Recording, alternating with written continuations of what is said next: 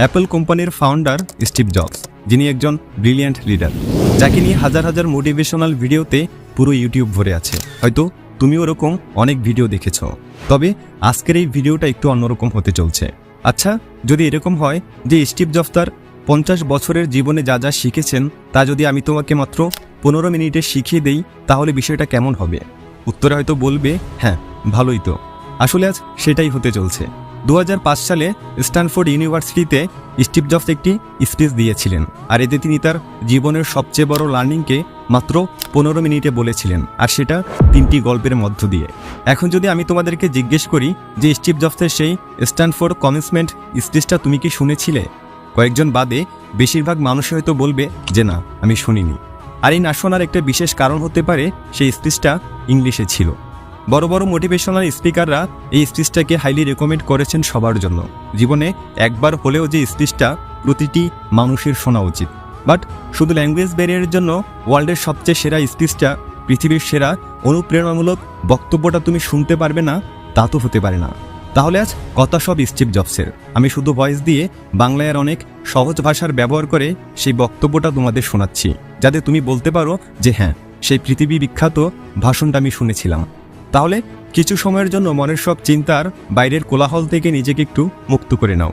তুমি আজ সেটাই শুনতে চলছো যার মাধ্যমে তোমার পুরো জীবনটা পরিবর্তন হয়ে যেতে পারে। চলো তাহলে শুরু করা যাক। পৃথিবীর অন্যতম শ্রেষ্ঠ বিশ্ববিদ্যালয়ে তোমাদের সমাবর্তন অনুষ্ঠানে আসতে পেরে আমি খুবই সম্মানিত বোধ করছি।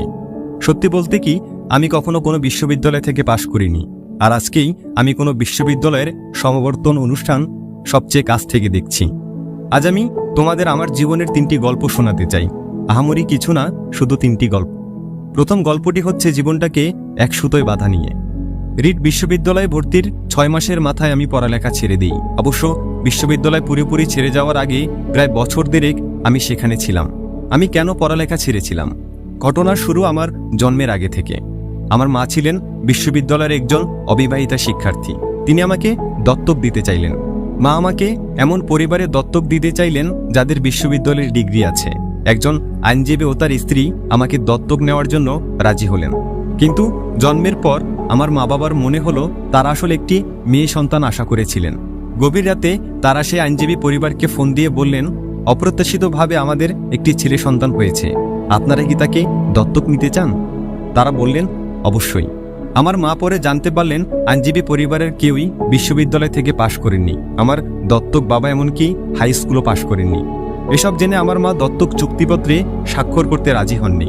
কয়েক বছর পর আমার দত্তক বাবা মা কথা দিলেন তারা অবশ্যই আমাকে বিশ্ববিদ্যালয়ে পড়াবেন, এবং সেই কথা শুনে আমার মা আমাকে দত্তক দিতে রাজি হলেন। এভাবে আমার জীবন শুরু হলো।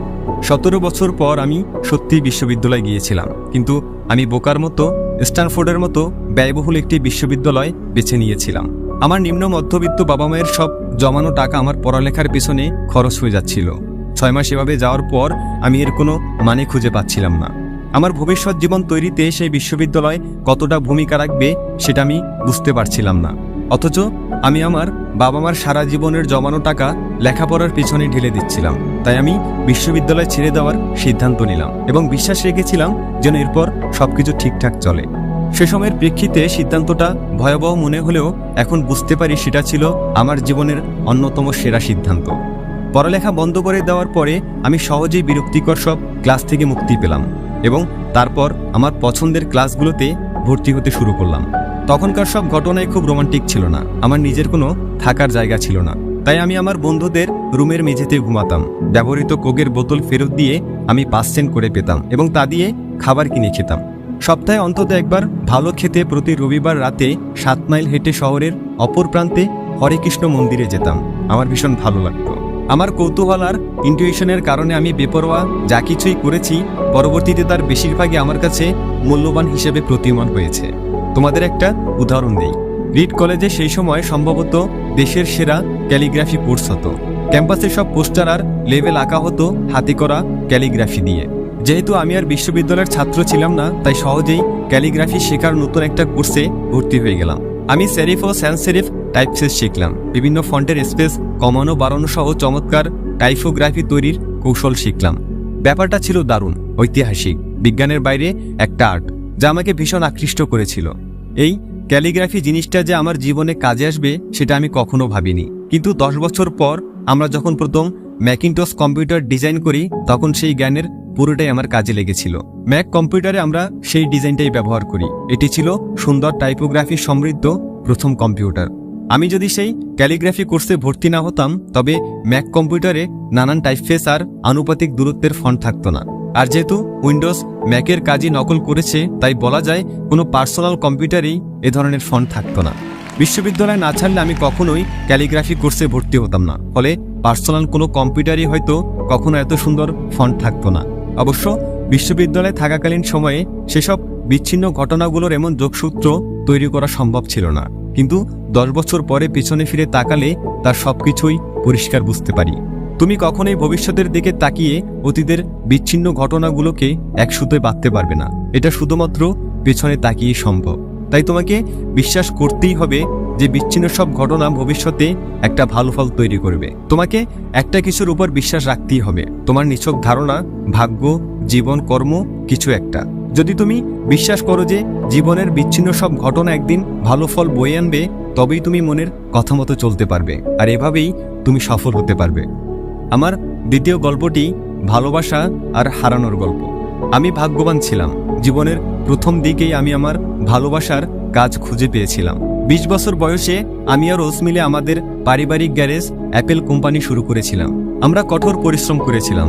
10 বছরের মাথায় গ্যারেজের দুইজনের কোম্পানি থেকে অ্যাপেল 4000 কর্মীর $2 বিলিয়ন কোম্পানিতে পরিণত হয়। আমার বয়স যখন 30, তার কিছুদিন আগে আমরা আমাদের সেরা কম্পিউটার ম্যাকিনটশ বাজারে ছাড়ি। আর ঠিক তখনই আমার চাকরিটা চলে যায়। কিভাবে একজন তার নিজের হাতে গড়া কোম্পানি থেকে চাকরি হারাতে পারে? অ্যাপেল যখন বেড়ে উঠেছে তখন আমরা বেশ মেধাবী একজনকে নিয়োগ দিয়েছিলাম। ভাবলাম সে আমাদের সাথে ভালোভাবে কোম্পানিটা এগিয়ে নেবে। প্রথম বছর সবকিছু ভালোভাবেই গেল, কিন্তু ধীরে ধীরে ভবিষ্যৎ পরিকল্পনা নিয়ে তার সাথে আমার চিন্তাভাবনার অমিল দেখা দিতে লাগলো। আমাদের প্রতিষ্ঠানের পরিচালনা বিভাগও তার পক্ষ নিল। অতএব 30 বছর বয়সে আমি আমার কোম্পানি থেকে আউট হয়ে গেলাম। বেশ প্রকাশ্যেই আউট হয়ে গেলাম। আমার তারুণ্যের সব স্বপ্ন এক নিমেষেই হাতছাড়া হয়ে গেল। আমি একদম ভেঙে পড়লাম। পরের কয়েক মাস বুঝতে পারছিলাম না যে আমি কি করব। আমার মনে হচ্ছিল আমি আগের প্রজন্মের উদ্যোক্তাদের মনোবল ভেঙে দিয়েছি। আমার হাতে যে দায়িত্ব দেওয়া হয়েছিল তা আমি পালন করতে পারিনি। আমি ডেভিড প্যাকার্ড এবং বব নয়েসের সাথে দেখা করে আন্তরিকভাবে ক্ষমা চাইলাম। আমার ব্যর্থতার গল্প চারিদিকে ছড়িয়ে পড়ল। আমি ভ্যালি ছেড়ে পালিয়ে যাওয়ার কথাও ভাবলাম, কিন্তু ধীরে ধীরে আমি একটা বিষয় অনুভব করতে লাগলাম। সবকিছুর পরেও আমি আমার আগের সব কাজ ভালোবাসতাম। অ্যাপেলের ঘটনাগুলি সেই সত্যকে এতটুকু বদলাতে পারেনি। আমাকে প্রত্যাখ্যান করা হয়েছে, কিন্তু তারপরেও কাজের প্রতি আমার ভালোবাসা কমেনি। তাই আমি আবার নতুন করে শুরু করার সিদ্ধান্ত নিলাম। তখন বিষয়টা বুঝতে পারিনি, কিন্তু পরে আবিষ্কার করলাম অ্যাপেল থেকে চাকরিচ্যুত হওয়াটা ছিল আমার জীবনের সবচেয়ে ভালো ঘটনা। সফল হওয়ার সব ভার থেকে মুক্ত হয়ে আমি আবার নতুন করে শুরু করলাম নিশ্চয়তাবিহীন নতুন জীবন। এর ফলে আমি আমার জীবনের অন্যতম সৃজনশীল সময়ে যাত্রা করার সুযোগ পেলাম। পরবর্তী 5 বছর আমি নেক্সট নামে একটি কোম্পানি শুরু করি, পিকচার নামে আরও একটি কোম্পানি শুরু করি এবং প্রেমে পড়ি অসাধারণ এক মেয়ের, যে পরে আমাকে বিয়ে করেছে। পিকচার থেকে আমরা পৃথিবীর প্রথম অ্যানিমেশন ছবি টয় স্টোরি তৈরি করি। পিকচার বর্তমানে পৃথিবীর সবচেয়ে সফল অ্যানিমেশন স্টুডিও। এরপর ঘটে কিছু চমকপ্রদ ঘটনা। অ্যাপেল নেক্সটকে কিনে নেয় এবং আমি অ্যাপলে ফিরে আসি। নেক্সটে আমরা যে প্রযুক্তি তৈরি করি সেটা এখন অ্যাপেলের ব্যবসার সাফল্যের একেবারে কেন্দ্রবিন্দুতে। অন্যদিকে লরেন আর আমি মিলে গড়ে তুলি একটা সুখী পরিবার। আমি নিশ্চিত এগুলোর কিছুই আমার জীবনে ঘটতো না যদি আমাকে অ্যাপল থেকে বের করে দেওয়া না হতো। এটা ছিল আমার জন্য খুব তেতো স্বাদের একটা ওষুধ, কিন্তু আমার মনে হয় রুগীর সেটা দরকারও ছিল। কখনো কখনো জীবন ইট দিয়ে তোমার মাথায় আঘাত করবে, তখন বিশ্বাস হারিও না। আমি নিশ্চিত আমি সামনে এগিয়ে যেতে পেরেছি, কারণ আমি যা করেছি ভালোবেসে করেছি। তোমাকে অবশ্যই তোমার ভালোবাসার কাজটি খুঁজে পেতে হবে, ঠিক যেমন তুমি তোমার ভালোবাসার মানুষকে খুঁজে বেড়াও। তোমার কাজ নিয়ে তুমি তখনই খুশি হবে যখন তুমি তোমার পছন্দের কাজ করবে। তোমার জীবনের বড় একটা অংশ জুড়ে থাকবে তোমার কাজ। তুমি তখনই তোমার পছন্দের কাজ করতে পারবে যখন তুমি তোমার কাজকে ভালোবাসবে। যদি এখনো তোমার ভালোবাসার কাজ খুঁজে না পেয়ে থাকো তাহলে খুঁজতে থাকো, থেমে যেও না। ভালোবাসার কাজটি খুঁজে পেলে তোমার মন তোমাকে ঠিকই তা জানিয়ে দেবে। এটা যে কোনো সম্পর্কের মতোই, যত সময় যাবে ভালোবাসার কাজটি তোমার ততই ভালো লাগবে। অতএব ভালোবাসার কাজটি খুঁজতে থাকো, থেমে যেও না। আমার শেষ গল্পটি মৃত্যু নিয়ে। আমার 17 বছর বয়সে আমি একটা লেখা পড়েছিলাম, তুমি যদি প্রতিটা দিন এইভাবে শুরু করো যে আজই তোমার জীবনের শেষ দিন, তাহলে একদিন নিশ্চিতভাবেই তোমার সেই ভাবনাটা সত্য হবে। সেই কথাটা আমার মনে গভীর প্রভাব ফেলেছে। সেই থেকে গত 33 বছর আমি প্রতিদিন সকালে আয়নার সামনে দাঁড়িয়ে নিজেকে জিজ্ঞাসা করেছি, আজ যদি আমার জীবনের শেষ দিন হতো তাহলে আমি কি তাই করতাম যা আমি আজ করতে যাচ্ছি? পরপর কিছুদিন যদি সেই প্রশ্নের উত্তর না হতো, তবে আমি বুঝে নিতাম আমার পরিকল্পনায় পরিবর্তন আনতে হবে। আমি শীঘ্রই মরে যাব, এই ভাবনাটি জীবনে আমাকে বড় বড় সব সিদ্ধান্ত নিতে সবচেয়ে বেশি সাহায্য করেছে। কারণ সবকিছু, সকল আশা, প্রত্যাশা, গর্ব, ব্যর্থতার ভয় বা লজ্জা সবকিছু মৃত্যুর মুখে ম্লান হয়ে যায়। টিকে থাকে শুধুমাত্র সত্যিকারের গুরুত্বপূর্ণ জিনিসগুলো। আমি জানি কোনো কিছু হারানোর ভয় মন থেকে দূর করার সবচেয়ে ভালো উপায় হচ্ছে এটা মনে করা যে তুমি একদিন মরে যাবে। তুমি আসলে সবকিছু হারিয়েই বসে আছো, তাই তোমার মন যা চায় তা না করার কোনো কারণই থাকতে পারে না। প্রায় বছরখানেক আগে আমার ক্যান্সার ধরা পড়ে। একদিন সকাল 7:30টায় আমার একটা স্ক্যান হয়, তাতে স্পষ্টভাবে আমার প্যানিক্রিয়াসে একটা টিউমার দেখা যায়। আমি তখনও জানতাম না প্যানিক্রিয়াস জিনিসটাই বা কি। ডাক্তাররা আমাকে বলে দিলেন যে এটা এমন একটা ক্যান্সার যার কোনো চিকিৎসা নেই এবং আমি আর বড় জোর 3 থেকে 6 মাস বাঁচব। তারা আমাকে বাসায় ফিরে গিয়ে সবকিছু গুছিয়ে ফেলতে বললেন। সোজা কথায় ডাক্তাররা আমাকে মৃত্যুর জন্য প্রস্তুত হতে বললেন। এর মানে হচ্ছে তুমি তোমার সন্তানদের আগামী 10 বছরে যা যা বলবে বলে ঠিক করেছো তা আগামী কয়েক মাসের মধ্যেই বলে ফেলতে হবে। এর মানে হচ্ছে সবকিছু গোছগাছ করে রাখো যাতে তোমার পরিবারের জন্য ব্যাপারটি যথাসম্ভব কম বেদনাদায়ক হয়। এর মানে হচ্ছে সবার থেকেই বিদায় নিয়ে নেওয়া। সেদিন সারাটা দিন আমার ডায়াগনোসিস হলো। সন্ধ্যায় আমার একটা বায়োপসি হলো। তারা আমার গলার ভিতর দিয়ে একটা অ্যান্ডোস্কোপ নামিয়ে দিল। সেটা আমার পেটের ভিতর দিয়ে ইন্টেস্টাইনের ভেতর দিয়ে গিয়ে প্যানিক্রিয়াসের সুই ঢুকিয়ে সেই টিউমার থেকে কিছু কোষ নিয়ে এলো। আমি অজ্ঞান হয়েছিলাম, তাই আমি কিছুই দেখিনি। কিন্তু আমার স্ত্রী পরে আমাকে বলেছিল ডাক্তাররা এন্ডোস্কোপি থেকে পাওয়া কোষগুলি মাইক্রোস্কোপে পরীক্ষা করার পর কান্না শুরু করেছিল। কারণ যে ধরনের প্যানিক্রিয়াটিক ক্যান্সার হয়েছিল সেটা আসলে সার্জারির মাধ্যমে চিকিৎসা সম্ভব। এরপর আমার সার্জারি হলো এবং এখন আমি ভালো আছি। এটাই আমার মৃত্যুর সবচেয়ে কাছাকাছি যাওয়া।